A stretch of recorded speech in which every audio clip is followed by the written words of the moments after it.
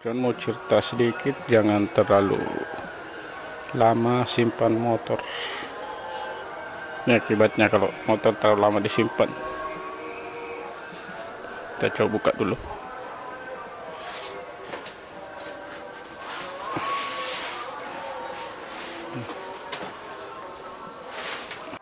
Coba diperhatikan, ini setirnya sudah penuh debu.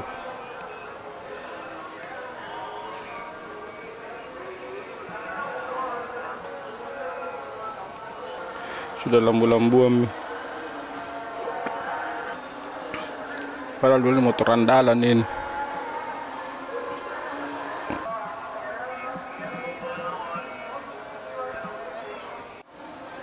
Berkarat semua, biar standarnya berkarat keras.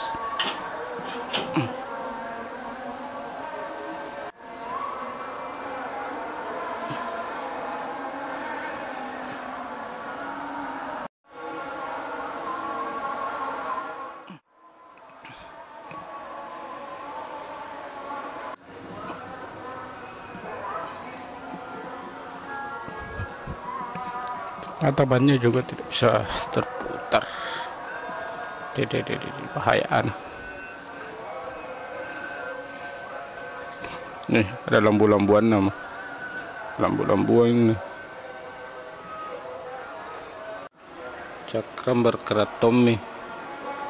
Semua serba berkarat, berdebu. Untuk mengingatkan teman-teman nih, jangan terlalu lama simpan motor.